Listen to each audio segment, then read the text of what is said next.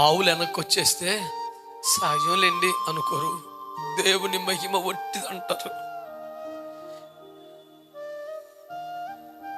దావీదు గొల్లియాతును చంపకపోతే పాపం పిల్లోడు ట్రై చేసాడండి, పాపం వాడికి ఏం తెలుసు, ఇట్స్ ఆల్ రైట్ అని అనరు. ఇజ్రాయేలు దేశమంతా బానిసలైపోతారు. దావీదు ఓడిపోతే దేశం ఓడిపోయినట్టు, ఆవులు వెనక్కి తిరిగితే దేవుడి మహిమ వ్యర్థమైపోయినట్లు, అగ్ని దిగి రాకపోతే ఏలియా ఫెయిల్ అయినట్టు కాదు, దేవుడే శక్తి లేని వాడైనట్లు.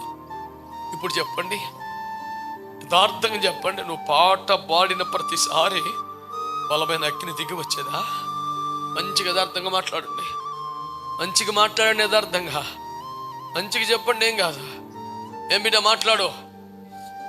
నువ్వు ప్రార్థించిన ప్రతిసారి ప్రచండమైన అగ్ని దిగి వచ్చినట్లుగా ఆకాశం తెరవబడిందా? నువ్వు నిలబడి సాక్ష్యం చెప్పినప్పుడు, ప్రార్థన చేసినప్పుడు, did you had an experience of having open heavens in that place? When the answer is no, you made your God to feel guilty.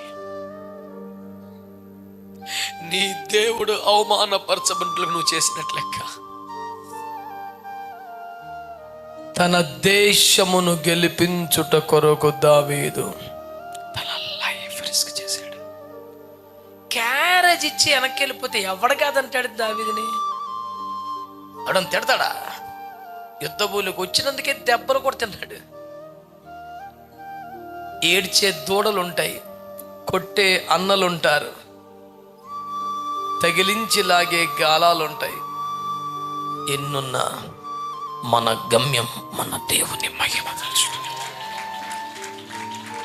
మన గురి మన దేవునికి ఉపయోగపడటం.